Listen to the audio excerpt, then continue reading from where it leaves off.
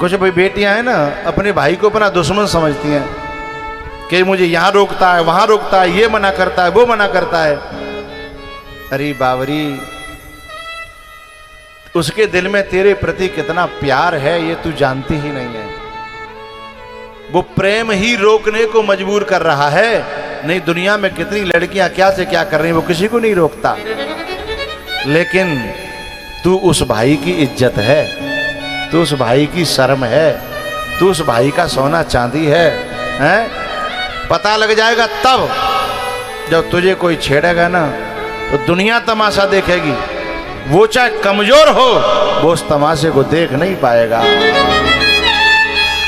वो दिन उसकी आंखों के सामने ना आ जाए, उसे बचाने की कोशिश करता है। इसलिए वो तुम्हारा भाई है, दुश्मन नहीं है। कुछ बच्चियां नादानी में समझती हैं कि मेरा दुश्मन है, लड़ता रहता है, झगड़ता रहता है, मुझे कहीं लेके नहीं जाता है, मेरे को कभी मोटरसाइकिल पे नहीं बिठाता। अरे उसके दिल में तेरी एक जगह है, तेरी और कोई आंख उठा करके भी देख ले, उसे सहन नहीं होता, इसलिए वो साथ बिठा करके ले नहीं जाता तुझे। तेरा दुश्मन नहीं है, तेरा सबसे अपनापन है। अपना निकलेगा कोई वक्त आने पर तो वो तेरा भाई ही निकलेगा। उसका प्यार कब पता चलेगा? जब वो तेरे को विदा करेगा ना, इज्जत के साथ। तू अपने आप ही कहीं विदा है जाएगी तब नहीं, वो इज्जत के साथ जब विदा करेगा ना, तब उसकी आंखों में जब आंसू होंगे, तब देखना तुम्हारे भाई का प्यार क्या होता है। उस समय तुम्हें दुश्मन नहीं लगेगा। इस गलत फहमी में बहुत बेटियां अपने भाई की रोक टोक को, अपने भाई की परवरिश को, पाबंदी को न जाने क्या क्या समझ लेती हैं। और फिर कभी कभी इतनी जिद कर बैठती हैं, इसने मेरे साथ ऐसे रोका, मुझे ऐसे किया, वैसे किया, अब इसी को मजा चखाऊंगी। और वो गलत कदम उठा करके उसी के मुंह पे कालिक पोतना चाहती हैं। वो कालिक उसके मुंह पे नहीं पुती है, वो कालिक का बदला तो तुझे ही एक दिन चुकाना पड़ेगा। क्योंकि जो तो कू कांटे बवे, तू बवे बाकू फूल, और तो कू फूल के फूल हैं, और बाकू बे त्रिशूल।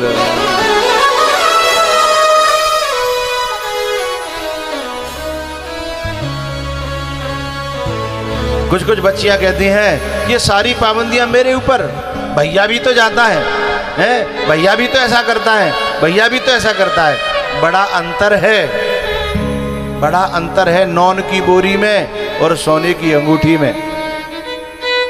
जब दुकान बंद होती है ना, तो सोने की अंगूठी अंदर रखी जाती है, नॉन की बोरी तिजोरी में रखी जाती है। क्या है? नॉन की बोरी में और अंगूठी में बड़ा अंतर होता है, क्योंकि नॉन की बोरी और सोने, तो ये बच्चियां हैं ना, ये सोने की अंगूठी हैं। ये तो नॉन के बोरा है, कहूँ डाल रहा, कहूँ परे रहो। हैं? अपनी कीमत समझिए, अपनी वैल्यू है, अपना मूल्य जानिए। जिसे तुम अपनी पाबंदी समझ रहे हो ना, अच्छा वो हमेशा पाबंदी नहीं लगाता। एक बार मेरे गुरुजी थे हैं, तो गुरुजी ने जो है ना मुझसे एक बात कही, मेरा समाज सेवा करने का, ये करने का, वो करने का बड़ा मन चलता। उन्होंने कहा अभी जल्दी मत कर, जब मैं पढ़ाई कर रहा था, अभी जल्दी मत कर, एक समय आएगा तो कर लेना। फिर उन्होंने एक दृष्टांत दिया, ये जो पौधा होता है ना, उसके आसपास जो है लोग उसकी सुरक्षा के लिए कांटे लगा देते हैं। बच्चियों से पूछ रहा हूं हाँ या ना, देखा है कहीं पौधे के आसपास कांटे? अरे मूड तो अलाव करो, पौधा के आसपास कांटे लगे देखे हैं? अच्छा उस कांटों से पौधे को परेशानी होती है कि नहीं? अरे वे कांटे जब पौधा झूमता है ना, तो कांटे चुभ जाते हैं पत्तों में, पत्तों को फाड़ देते हैं। आया ना है, परेशानी होती है ना, पौधे को बुरा लगता है। लेकिन वे कांटे कहते हैं हम ज्यादा दिन नहीं रहेंगे,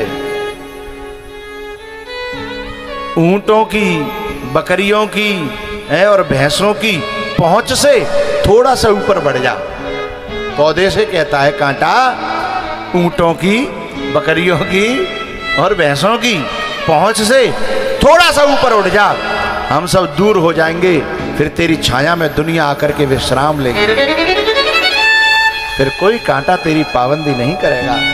है जब वो बच्ची है थोड़ी सी आगे बढ़ जाएगी, जब वो माँ बन जाएगी, है जब उसके बच्चे थोड़े बड़े हो जाएंगे, फिर वो पाबंदियां रहेंगी, फिर वो दादी बन जाएगी, फिर और पाबंदियां रहेंगी, हैं ये सब कांटे वांटे हटा दिए जाएंगे। हैं वो कांटे सुरक्षा के लिए हैं, तुम्हारे बुरे के लिए नहीं है। तो जब कोई सूपनखा, जब कोई नारी, जब कोई बहन और बेटी जब अपने आप अपना रास्ता चुनती है, तो अपना रास्ता चुनती हुई दिखती है, लेकिन अपने आप वो बर्बादी का रास्ता तो चुन सकती है, लेकिन आबादी का रास्ता नहीं चुन सकती है। आबादी का रास्ता तो बाप चुनता है, आबादी का रास्ता माँ चुनती है, आबादी का रास्ता मामा चुनता है, आबादी का रास्ता चाचा सुनता है। शूपनखा ने अपनी भी बर्बादी करी, अपने खानदान की भी बर्बादी करी, और ऐसी बर्बादी करी कैसी, चौपाई है बड़ी प्यारी। 1 लाख पूत 1.25 लाख नाती, तारा वन घर दिया नवा, तारा वन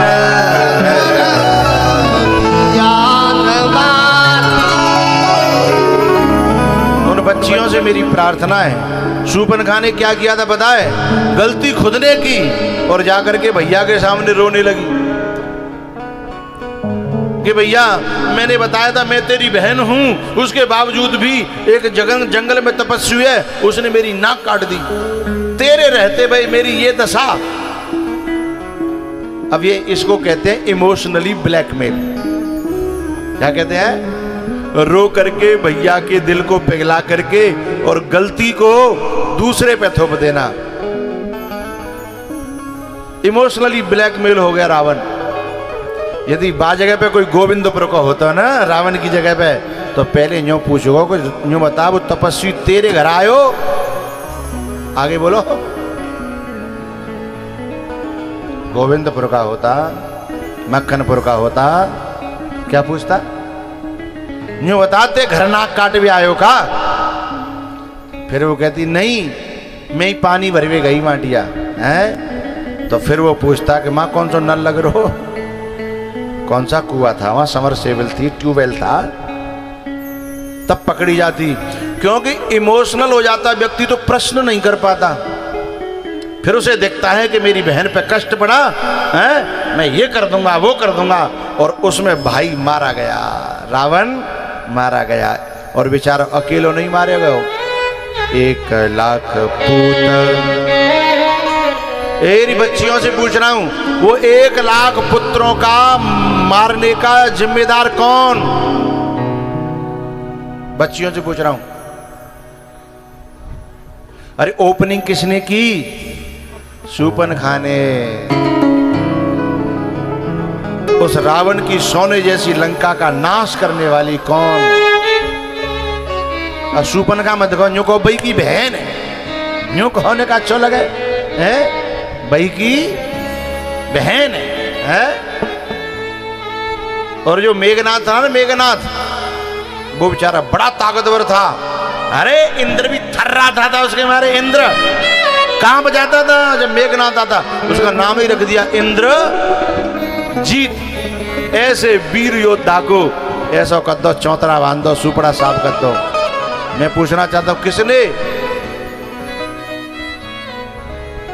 हाँ, रावण की बहन ने, अथवा कहो बई की बुआ ने, बाको कर दो सुपड़ा साफ। एक छोटी सी गलती, इसे एक शायर ने कहा है, लम्हों में भूल की थी, छोटी सी क्षणों में, सदियों में सजा पाई, लम्हों में भूल की थी, सदियों में सजा पाई, लम्हों में भूल की थी,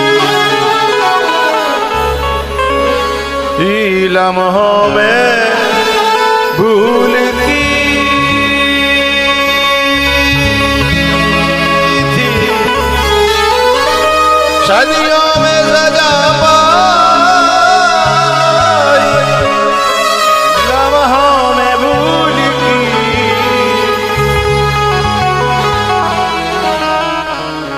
एक लाख पुत्र सवा लाख नाम, तारा वन घर दिया।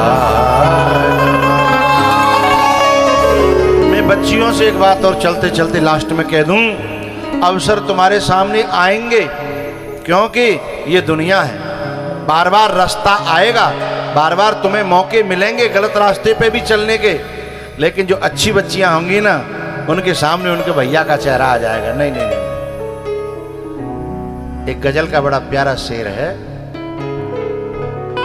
मुझ पे एहसान हवा करती है, तेरी खुशबू का पता करती है। और इसमें एक पंक्ति है, मुझ पे एहसान हवा करती है, तेरी खुशबू का पता करती है। अब बहन कह रही है, बुआ कह रही है, अपने खानदान को देख करके, अपने भैया को, अपने भतीजों को, अपने बाप को देख करके कह रही है, मुझे उस राह पर जाना ही नहीं, मुझे उस राह पे जाना ही नहीं, जो मुझे तुम से जुदा करती है। अरे जोर से बजा करो, बात समझ में आ जाए तो। मुझे उस राह पे जाना ही नहीं, जो मुझे तुम से जुदा करती है, जो मुझे तुम से जुदा करती है। उसका चेहरा बाप का, भैया का, माँ का, क्योंकि मैंने इस रास्ते पांव धरा तो मेरी माँ मर जाएगी, मेरा बाप मर जाएगा, मेरा भैया मर जाएगा। ये शर्मदार बच्चियों की निशानी है, ये भारत की बेटी की निशानी है, शूर्पणखा की नहीं। भारत की बेटी शूर्पणखा भारत की नहीं थी, कहाँ की थी? कोई बताएगी? कोई बच्ची? ए तू चुप रह, तो को पूछ रहा है, मैं बच्चियों से बात कर रहा हूं इस समय। कोई बच्ची बताए शूर्पणखा कहाँ की थी? इटली की थी, जापान की थी? हैं? लंका की? हाँ सही सही बताया भाई, जोरदार तालियां बजाइए बच्चों के लिए। लंका की थी, भारत की होती तो ऐसा नहीं करती, अथवा भारत के संस्कार होते तो भी ऐसा नहीं करती। मुझे बहुत अच्छा लगा एक दिन, कब?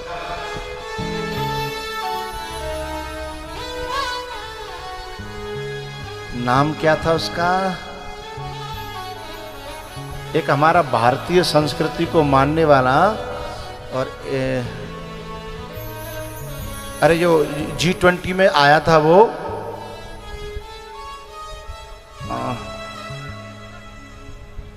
सुनक, हाँ ऋषि सुनक, और उसके साथ उसकी पत्नी, वो भारत की है, वो भारत की है। जब मंदिर में गए ना, और दोनों जब आरती, जब वहाँ जो उनके वहाँ उनकी अलग संस्कृति है, जिस देश में वो राज करते हैं उनकी अलग संस्कृति है, उनका अलग वो है। लेकिन जब भारत की धरती पर जब आए, जब मंदिर में गए, तो भारत की बेटी ऋषि शुनक के अंदर ऐसे संस्कार भरती है कि मंदिर में जाकर के आरती करता है। मेरे भारत की बेटी विदेश में जाकर के भी उस संस्कृति में नहीं घुलती है, वहां के व्यक्ति को भी अपनी संस्कृति में मिला करके अपना भारतीय जैसा बना देती है।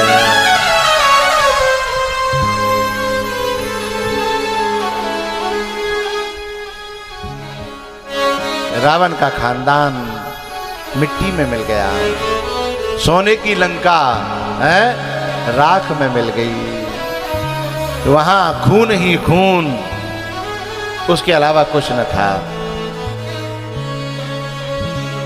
राम जी ने लौट करके, राम का तिलक हुआ अयोध्या में, सीता जी को वापस लेकर के आए।